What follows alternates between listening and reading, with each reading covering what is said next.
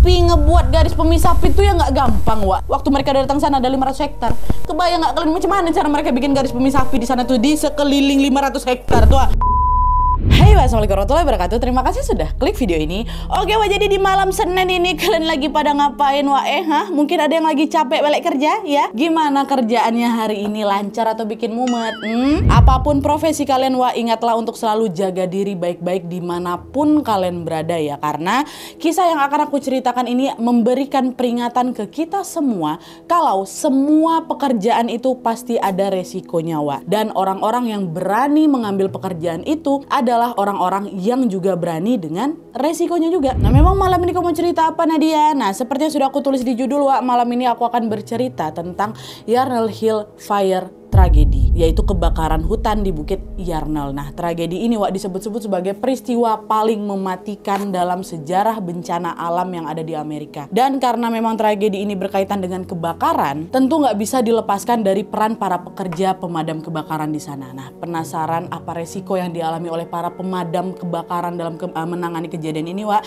Tanpa berlama-lama kita langsung masuk aja ke ceritanya ya. Check it out.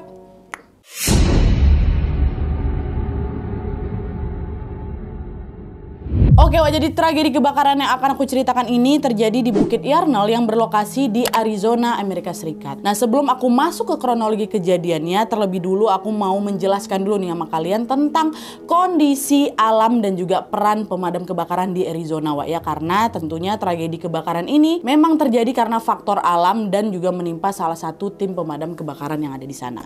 Jadi, Wak, Arizona ini adalah negara bagian yang terletak di sebelah barat dayanya Amerika, berbatasan dengan California, Nevada, Utah, Colorado, dan juga New Mexico. Dan FYI, Wak, Amerika ini terdiri dari 50 negara bagian ya. Dan Arizona ini adalah negara yang ke-48. Dan penomoran ini ditentukan berdasarkan tanggal berapa mereka bergabung jadi negara bagian Amerika. Nah, dibandingkan dengan negara bagian lainnya, Wak, bisa dibilang kondisi alam yang ada di Arizona ini adalah yang paling unik. Kenapa? Karena Arizona ini memiliki wilayah dengan dua iklim yang bertolak belakang. Arizona bagian utara didominasi oleh hutan pinus, dataran tinggi, dan juga pegunungan. Dan hal inilah yang membuat iklim di sana tuh macam lebih stabil gitu loh, dimana musim panas dan musim dinginnya nggak terlalu ekstrim di bagian utara. Tapi berbanding terbalik dengan Arizona Utara, Wak, Arizona Selatan ini justru terkenal dengan iklim padang pasir yang sangat panas karena wilayahnya didominasi sama gurun. Nah, hal inilah yang membuat musim panas di sana tuh, Wak, ekstrim kali. Suhunya bisa mencapai 43 derajat Celcius tuh kalian. Dan selain itu, curah hujan yang rendah ini juga membuat Arizona Selatan menjadi salah satu wilayah yang paling kering, paling tandus, dan paling panas yang ada di Amerika. Nah, kondisi alam yang aku sebutkan tadi, Wak, membuat Arizona ini pun rentan mengalami gelombang panas dan juga kebakaran hutan. Beberapa sumber mencatat, Wak, bahwa dalam rentang tahun 1953 sampai 2019, Wak, Arizona ini sudah mengalami 74 bencana besar, di mana 28 diantaranya adalah kebakaran hutan. Dan ini merupakan bencana alam yang paling sering terjadi, Wak. Barulah itu setelah kebakaran itu ada bencana banjir 24 kali, badai 12 kali, gempa bumi 9 kali, dan puting beliung 1 kali dalam rentan waktu itu ya. Nah, selain karena iklimnya yang sangat panas dan sangat kering, Wak, tingginya angka kebakaran hutan di Arizona ini juga disebabkan oleh faktor lain macam gegara sambaran petir, banyaknya tanaman kering yang mudah terbakar, macam ada kaktus, macam ada semak belukar di sana kan, dan juga karena perilaku manusia. Kalau orang-orang di Arizona ini ngebakar sampah sembarangan aja, Wak, atau lalai lagi tuh dalam ngebuang puntung rokok nih, tindakan yang kelihatannya sepele ini ternyata bisa menyebabkan kebakaran hutan yang besar kali. Jadi betul-betul serentan itu, nggak boleh main bakar sampah sembarangan sama buang puntung sembarangan karena bisa langsung kebakaran besar gitu loh. Nah, karena wilayah ini memang rentan terbakar, upaya pencegahan dan juga pemadaman kebakaran pun menjadi salah satu fokus utama pemerintah mereka. Setiap beberapa waktu sekali tuh, Wak, ya, US Forest Service atau Badan Kehutanan Amerika ini secara rutin selalu mengadakan kampanye untuk bisa mengedukasi masyarakat tentang hal-hal penting yang berkaitan dengan kebakaran, macam kampanye untuk jangan buang puntung rokok sembarangan, jangan meninggalkan api unggun tanpa pantauan, langkah-langkah untuk melaporkan kebakaran dini, himbauan untuk membersihkan vegetasi atau tanaman kering yang mudah terbakar, dan menyampaikan informasi tentang cuaca serta peringatan dini kebakaran. Itu pokoknya dikampanyekan lah gitu, dikasih tahu lah, diedukasi lah masyarakat itu kan. Dan selain itu, Wak, pemerintah ini juga menggunakan pesawat dan juga satelit loh untuk bisa memantau memantau lokasi yang rawan terbakar. Kalau di titik tertentu terjadi peningkatan suhu panas yang sangat drastis dan nggak normal, Wak, sensor di satelit itu akan mendeteksi perubahan itu dan juga melaporkan sebagai indikasi kebakaran. Pokoknya udah sampai digitukan lah sama mereka. Terus nanti kalau misalnya dapat laporan itu nanti dianalisis lagi nih sama tim terkait. Apakah kebakaran yang masih dalam batas aman atau udah termasuk dalam bahaya nih. Kalau ternyata kebakaran itu cukup besar dan membahayakan, pemerintah pun akan langsung mengerahkan tim pemadam kebakaran ke sana. Pokoknya udah disiapkan kayak gitu lawan. Nah, ngomong-ngomong tentang pemadam kebakaran, Wak, Arizona ini memiliki sejarah panjang tentang pembentukan unit pemadam kebakaran di sana tentunya. Dulu sebelum abad ke-19, Wak, Arizona itu belum memiliki unit pemadam kebakaran sendiri tuh. Alhasil masyarakat pun melakukan upaya pemadaman secara mandiri ya, pakai alat-alat sederhana lah, Wak, alat-alat seadanya macam pakai ember, pakai selang, pakai pompa air kayak gitu. Lalu, pada saat kota-kota di Arizona ini semakin berkembang dan juga masyarakatnya semakin padat, Wak, orang-orang pun mulai sadar kalau mereka membutuhkan unit pemadam kebakaran yang resmi dan bekerja secara profesional. Jadi nggak bisa nih kalau misalnya terus-terusan ngandalin cara mereka gitu kan, ngandalin cara seadanya, cara manual, nggak bisa. Apalagi mereka ini tinggal kan di kawasan yang memang rentan kebakaran kan, Wak. Nah, akhirnya pada pertengahan abad ke-19 berbagai kota di Arizona ini pun mulai membentuk tim pemadam kebakaran sendiri, Wak. Nah, seiring berjalannya waktu, kebutuhan terhadap unit pemadam kebakaran ini dirasa semakin urgent nih. Kenapa? Karena Arizona sering mengalami kebakaran dalam skala besar yang berbahaya, Wak. Contohnya kebakaran hutan yang menghanguskan sekian hektar. Kebakaran hutan dengan kebakaran satu unit rumah itu ya beda ya kan, Wak. Cakupan wilayah hutan tuh jauh lebih luas lagi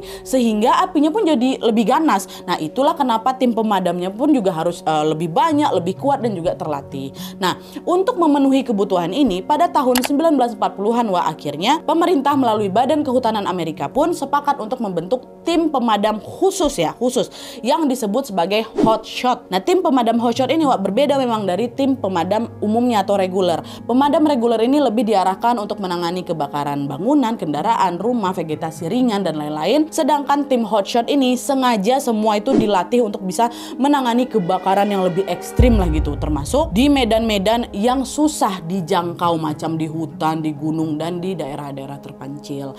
Nah, durasi pekerjaan mereka ini juga beda-beda. Tim pemadam reguler ini bisa menyelesaikan tugasnya dalam hitungan jam aja, sedangkan tim hotshot ini karena memang objek kebakaran yang mereka tangani juga jauh lebih besar, jauh lebih luas, lebih ekstrim. Tidak jarang mereka juga membutuhkan waktu sampai berminggu-minggu dan mereka harus menginap di tempat, di tenda-tenda darurat di sana untuk bisa memadamkan api. Bedanya itu.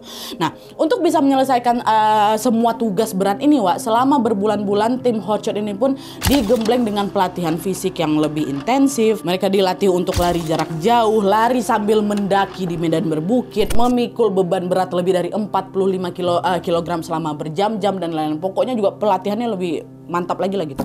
Nah, semua pelatihan itu, Wak, tentu ditujukan supaya tim hotshot ini mampu bertahan di kondisi ekstrim. Tapi sayangnya dalam beberapa kejadian, Wak, alam ternyata bisa jauh lebih ganas dari yang kita perkirakan. Meski tim hotshot ini sudah berkali-kali atau sudah dibekali dengan pelatihan dan juga peralatan yang mumpuni, nyatanya di Arizona ini pernah terjadi kebakaran hutan yang sangat parah hingga membuat banyak personel tim hotshot ini tewas di tempat. Dan inilah dia tragedi kebakaran yang akan aku ceritakan ke kalian. Yarnell Hill Fire. Gimana kronologinya? Masuk.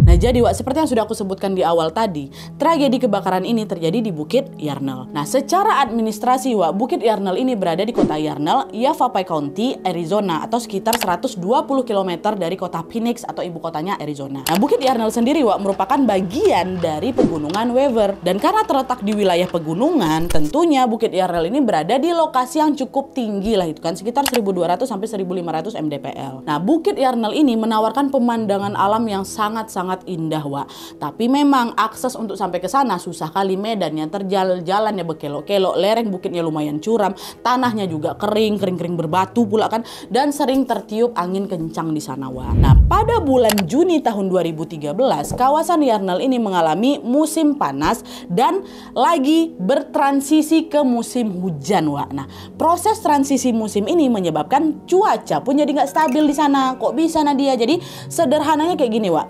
Pada saat saat masih musim panas ini terjadi ya, suhu udara kan akan cenderung panas juga ya kan. Nah karena pada saat itu udah mulai memasuki masa transisi ke musim dingin tuh yang tadi ku bilang, maka ada tuh waktunya dimana suhu udara itu berubah tiba-tiba jadi dingin. Nah suhu yang berubah-ubah inilah yang menyebabkan cuaca di sana jadi nggak stabil dan beresiko menciptakan badai serta petir kering atau dry lightning. Nah petir kering itu apa Nadia? Ini yang ku tahu ya, petir kering itu adalah petir yang terjadi tanpa disertai hujan. Seperti yang kita tahu, petir kan memuat tegangan listrik yang cukup tinggi kan, hingga mampu menyebabkan kebakaran, iya kan? Nah biasanya hujan yang turun bersama petir itu ya akan mendinginkan area. Lagi hujan petir, nanti hujan-hujannya itu yang ngedinginin area kan. Area-area yang bisa terbakar tuh di sana didinginkan sama hujan.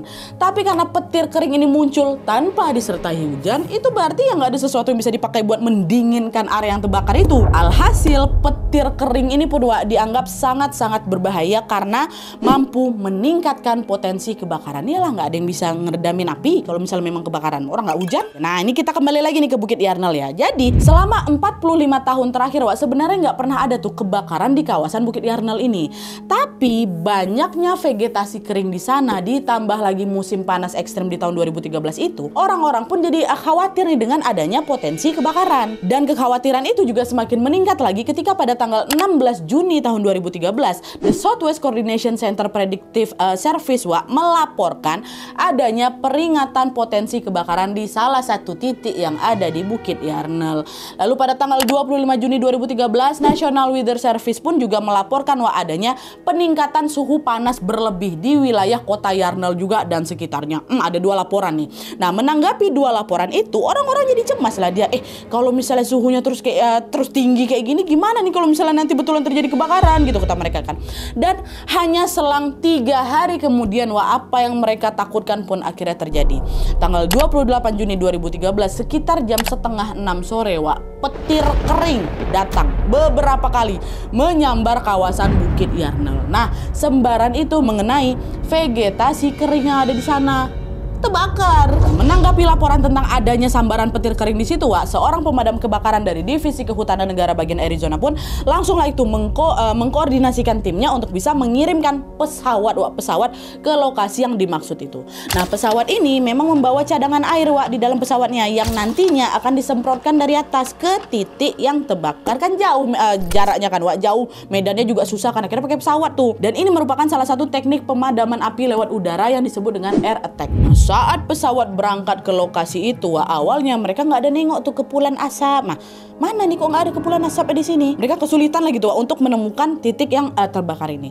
Lalu pada saat kepulan asap itu akhirnya ditemukan, mereka cukup merasa lega karena kebakarannya ternyata nggak begitu besar kali kok, kata mereka gitu kan. Nah tim yang berada di pesawat ini pun langsung melaporkan hal itu ke tim yang ada di kantor pusat. Mereka bilang, Pak, kebakarannya termasuk aman ini Pak, cakupan wilayahnya juga kurang dari 0,5 hektar nih yang kami tengok, potensi penyebarannya kecil Pak, dan juga titiknya jauh dari pemukiman serta aktivitas warga Pak, kayaknya aman lah ini, kata si pesawat. Oke, kalau kayak gitu nggak apa-apa, tetap ya turunkan air attack di sana ya, besok kita cek lagi apakah ada kebakaran tambahan di sekitar sana apa enggak. Katanya oke siap Pak, laksanakan, kata si pesawat. Diturunkanlah air attack, pergilah balik mereka kan. Keesokan harinya pada tanggal 29 Juni 2013 beberapa petugas pun kembalilah datang ke lokasi itu tuh untuk memantau kebakaran yang di sana. Dan sesampainya di sana terkejut mereka semua di sana tuh karena situasi pada saat itu betul-betul di luar dugaan mereka. Kebakaran kemarin yang masih di dalam batas aman itu ternyata sudah meluas hanya dalam waktu semalam aja. Dan hal ini disebabkan karena apa? Karena adanya peningkatan kecepatan angin waktu itu. Kemarin cakupan wilayah yang terbakar itu kan cuma sampai berapa? 0,5 hektar lah paling ya kan. Tapi sore itu cakupan wilayah yang terbakar mencapai 6 hektar. Dari 0,5 hektar jadi 6 hektar. Makin meluas api ya di situ kan. Nah, untuk menjaga supaya apinya nggak makin meluas lagi nih, beberapa pesawat, nggak satu aja, beberapa pesawat pun dikerahkan ke sana untuk kembali melakukan prosedur air attack tadi, menyemprotkan air dari pesawat ke titik api. Tapi meskipun berbagai upaya itu dilakukan, nyatanya api itu tetap nggak bisa dikendalikan juga. Beberapa sumber bahkan mencatat pada malam harinya di tanggal 29 Juni 2013 itu, cakupan wilayah yang terbakar tadi berapa? Dari setengah berubah berapa? 6. Di malam ya udah sampai 100 hektar 100 hektar, kebayang nggak kalian tuh separah apa kebakaran tuh Coba dalam hitungan jam, sore sampai malam, area yang tadinya dari 6 jadi 100 hektar. hektar. Ya Allah, cepat kali. Nah, akhirnya karena api ini semakin mengganas lagi, pihak berwenang pun sepakat bahwa inilah saat yang tepat untuk mengerahkan tim pemadam hotshot. Panggil hotshot, kata, oh siap lah orang hotshot ini. Tim pemadam hotshot yang dikerahkan untuk menangani kejadian ini adalah Granite Mountain Hotshot. Nah, tim ini merupakan bagian dari Departemen Pemadam Kebakaran Kota Prescott, Arizona. Lalu pada tanggal 20 Juni 2013 itu, besok harinya sekitar jam 7 pagi, 20 anggota pemadam Granite Mountain Hotshot pun melakukan briefing bersama beberapa petugas yang lainnya di stasiun pemadam kebakaran yang ada di kota Yarnell. Dalam briefing itu, mereka ini membahas tentang taktik dan juga strategi apa yang akan dilakukan untuk bisa memadamkan kebakaran di Bukit Yarnell itu tentunya. Mereka menentukan lokasi mana yang dianggap sebagai zona aman dan menyepakati bahwa mereka akan berkomunikasi menggunakan radio selama nanti evakuasi. Nah, selama briefing itu berlangsung, jangkauan api diperkirakan sudah mencapai, ini udah tanggal 20-nya ya, malam 100 hektar. Besoknya diperkirakan sudah mencapai 300-an hektar. Udah nggak bisa lagi briefing lama-lama karena mereka dikejar waktu, makin naik lagi nih. Akhirnya setelah briefing dirasa cukup, 20 petugas Granite Mountain Hotshot pun langsung bergerak terjun ke lokasi Bukit Yarnell ini. Pada saat itu 19 tim berjalan mendekat ke arah titik api. 19 ya. Terus satunya lagi kemana Nadia? Nah, satu orang ini namanya Brendan McDonough. Si Brendan ini bertugas untuk lookout atau pengawas. Sebagai pengawas, tugasnya Brendan ini adalah memantau pergerakan api, update situasi kebakaran, dan juga kondisi cuaca. Nah, terus Brendan ini wajib melaporkan hasil pantauannya ke anggota lain, ke 19 kawan-kawannya itu. Nah, selama melakukan pemantauan, Brendan ini berjaga di lokasi yang berbeda dari 19 tim lainnya. Dan pada saat itu laporan pertama yang disampaikan sama Brendan adalah, di sini sangat panas dan berangin ya kawan-kawan, kata dia gitu. Nah, di sisi lain udah berpisah nih. Nah, di sisi lain 19 tim atau kawan-kawan yang lain ini saling bagi tugas juga di sana. Sebagian tim berusaha memadamkan api secara langsung dari garis depan menggunakan pompa api mereka. Sementara itu sebagian tim lainnya bertugas membuat fire line atau garis pemisah api. Apa ini Nadia, garis pemisah api? Jadi pada saat kebakaran terjadi, api ini kan akan menyebar dengan cara membakar segala sesuatu yang ada di sekitarnya, ya kan? Nah, untuk mencegah agar api itu nggak menyebar kemana-mana lagi, para petugas ini harus membersihkan segala material yang mudah terbakar yang ada di sekeliling api itu. Jadi kalau di sekeliling api itu misalnya ada rumput kering, ada kertas, ada kayu atau apapun yang gampang terbakar lah, semua itu harus dibersihkan dulu tuh ke lokasi yang jauh dari kobaran api. Nah, area yang dibersihkan itulah yang disebut garis pemisah api. Tapi ngebuat garis pemisah api itu ya nggak gampang, Di momen ketika para petugas Granite Mountain Hotshot ini lagi bekerja keras di sana, cakupan wilayah yang terbakar tuh kan bukan ya Allah. Ya, ini waktu mereka udah datang ke sana kan tadi berapa pertama kali waktu mereka briefing? 300 hektar pagi kan. Waktu mereka datang sana ada 500 hektar. Kebayang nggak kalian macam mana cara mereka bikin garis pemisah api di sana tuh di sekeliling 500 hektar tuh. Meski sudah menggunakan bantuan alat berat dan juga teknologi canggih di sana, tentu saja hal itu membutuhkan banyak waktu dan sangat-sangat melelahkan ya kan. Apalagi mereka cuma 19 orang. Dan selain itu juga setiap kali tim Granite Mountain Hotshot ini mau berpindah ke lokasi yang lain, mereka harus komunikasi dulu nih sama Brendan, sama koneng satu dan kami lagi di titik A nih kami mau pergi ke titik B, jalurnya aman nggak cuacanya oke apa enggak, angin di sana kencang apa enggak, arah pergerakan apinya kemana, itu harus ditanya dulu sama Brendan. Dan setelah semua itu dicek oleh Brendan dan dipastikan aman, barulah para tim ini boleh berpindah, nggak boleh main-main menyebar, nggak boleh, harus tunggu perintah dari Brendan. Nah, adalah tuh kan akhirnya singkatnya pada sekitar jam 5 sore itu saat 19 tim Granite Mountain Hotshot ini lagi melanjutkan pekerjaan mereka, tiba-tiba di situ kondisi alam berubah drastis Pada saat itu arah tiupan angin mendadak berubah dan mengarah ke lokasi di mana para pekerja ini lagi bekerja, berubah ke mereka. Perubahan arah angin ini otomatis mengubah juga arah merambatnya api, ya kan? Dalam waktu singkat kobaran api yang sangat ganas itu langsung bergerak ke lokasi mereka ber-19 ini. Nah, Brendan yang menyadari perubahan itu pun langsungnya panik juga, dia langsung kabari kawan-kawannya karena lari dari sana, angin kencang berubah ke kalian, angin kencang tuh bawa api berkobar-kobar ke arah kalian, cepat lari, tinggalkan itu tempat itu semua, pergi kalian ke zona aman, kata si Brendan kan. Nah, mendengar laporan itu 19 tim Granite Mountain Hotshot ini pun langsung berlari mereka menyelamatkan diri. Tapi sayangnya kobaran ini bergerak jauh lebih cepat dari yang mereka bayangkan. Mereka macam Wajib dikejar api. Dan belum sempat mereka melarikan diri, Wak, kobaran itu sudah lebih dulu ngepung mereka.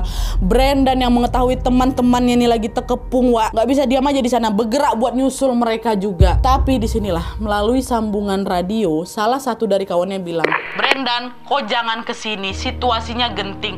Cepat dah kau lari aja, kau selamatkan diri kau. Lakukan prosedur keamanan sebagaimana yang sudah ditetapkan ya, Wak, ya. Dah kau pergi, jangan kau susuk ke sini, bahaya." Betul, merinding aku. Dah lah tuh. Akhirnya dengan berat hati, Wak, Brendan pun segera berlari menjauh ke lokasi yang aman. Sementara 19 kawannya atau 19 tim ini masih terjebak, Wak, di dalam kobaran api. Nah, di situ mereka pun kemudian menerapkan prosedur keamanan terakhir yang masih bisa mereka lakukan, yaitu berlindung di dalam fire shelter atau perisai api. Kalau misalnya dilihat sekilas, Wak, bentuk fire shelter ini kan macam sleeping bag kan. Nah, fire shelter ini memang dibuat menggunakan material yang mampu menahan panas hingga 660 derajat Celcius. Masing-masing tim yang bertugas memadamkan api ini wajib membawa fire shelter itu kemana-mana, dan kalau misal keadaan sudah mendesak kali, mereka diwajibkan untuk membungkus diri mereka pakai fire shelter ini. Ini wajib dibawa, dan itu adalah alat keamanan mereka terakhir. Nah, sebelum kobaran api itu mengenai mereka, Wah, akhirnya ke-19 tim Granite Mountain Hotshot ini pun lebih dulu masuklah mereka ke fire shelter masing-masing, berlindunglah mereka, ya kan. Nah, sayangnya disinilah kobaran api itu ternyata jauh lebih panas, Wah, dimana suhunya mencapai 1000 derajat Celcius. Jauh lebih panas dari batas maksimal yang mampu ditahan sama fire shelter ini. Fire shelter tadi mampunya berapa? 660. Api itu 1000 derajat Celcius. Alhasil ketika kobaran api ini tepat menggilas tubuhnya mereka, disitulah 19 tim Granite Mountain Hotshot meninggal dunia. Nggak mungkin bisa selamat dalam suhu sepanas itu. Mereka dikepung-kepung, dilahap. Dan berikut ini daftar nama serta foto dari 19 Granite Mountain Hotshot yang gugur dalam insiden mematikan ini. Nah terus, Wak, selang 2 jam setelah kobaran api itu membakar 19 tim Granite Mountain Hotshot, sebuah helikopter yang membawa petugas dan juga tim medis pun akhirnya berhasil mendarat di lokasi. Nah waktu mereka mendarat itu, Wak, waktu itu sebenarnya kebakaran itu masih belum padam sih. Tapi untungnya api yang berada di titik tempat 19 tim itu meninggal, Wak, udah bisa dikendalikan lah gitu. Makanya mereka bisa turun. Para petugas pun segera langsung mendekat ke sana untuk melakukan evakuasi.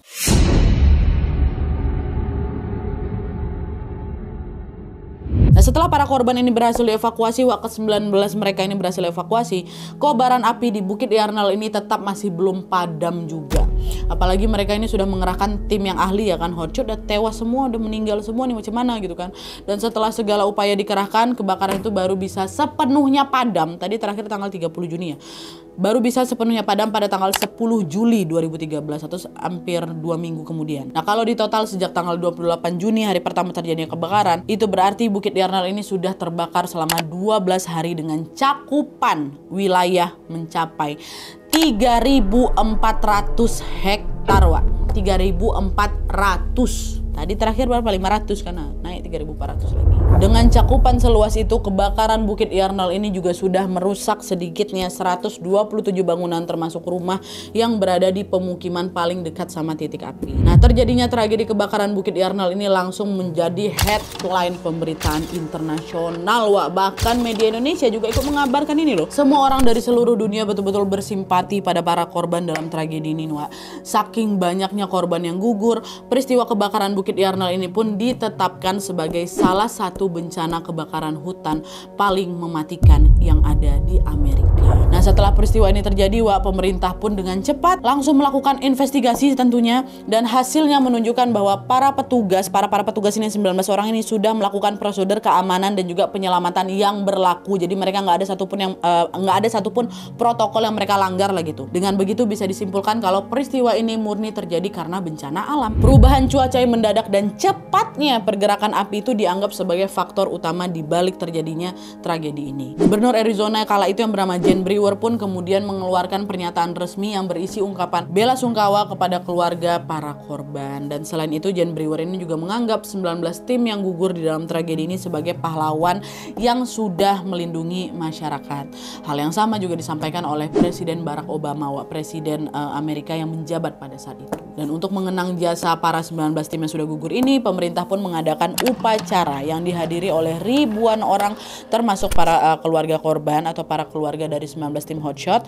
Dan selain itu pemerintah juga mendirikan sebuah tugu peringatan di Yarnell Hill Memorial Park yang lokasinya berdekatan dengan titik kebakaran kemarin. Nama-nama para korban juga sudah diukir dengan apik di situ. Dan sampai hari ini orang-orang pun masih sering berkumpul di sekitar tugu untuk saling ngobrol dan tentunya melepas rindu serta mengenang para 19 tim pemadam yang sudah berpulang ini dalam tugasnya. Oke Wak, jadi itu tadi kisah tentang salah satu tragedi paling mematikan dalam sejarah kebakaran hutan yang ada di Amerika. Aku nih, Allahu Akbar, selalu sedih tuh loh tiap menyimak kisah orang-orang yang gugur dalam bertugas. Menurutku keren kali mereka, Wak. Mereka yang bekerja di sektor jasa ini sudah memberikan jasa mereka untuk kepentingan bersama, ya kan. Tapi dalam beberapa kejadian ternyata bukan cuma jasa dan tenaga mereka aja yang harus dikorbankan, tapi nyawa mereka. Begitu pula yang dialami pada kejadian ini. Demi keselamatan banyak orang, 19 tim pemadam kebakaran harus meregang nyawa mereka di tengah kobaran api yang sangat panas itu. Caranya cukup tragis kan mereka kebakar kan? Matinya kayak gitu, kebakar. Tapi ya gitulah, bagaimanapun itulah yang menjadi takdir mereka. Dan dari peristiwa ini jugalah nama mereka akan selamanya dikenang sebagai pahlawan. Nah, kita doakan sama-sama semoga mereka mendapatkan tempat terbaik di sisi Tuhan Yang Maha Esa, ya amin ya rabbal alamin. Dan semoga dengan kisah ini kita bisa belajar untuk semakin menghargai profesi dan juga pekerjaan orang lain. Dan jangan lupa bersyukur, ya. Oke, Wak, jadi sekian dulu videonya. Terima kasih banyak yang sudah menonton. Terima kasih yang sudah request kisah ini.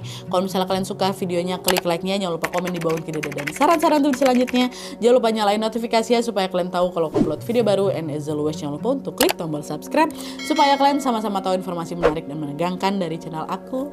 See you next video, Wak. Bye.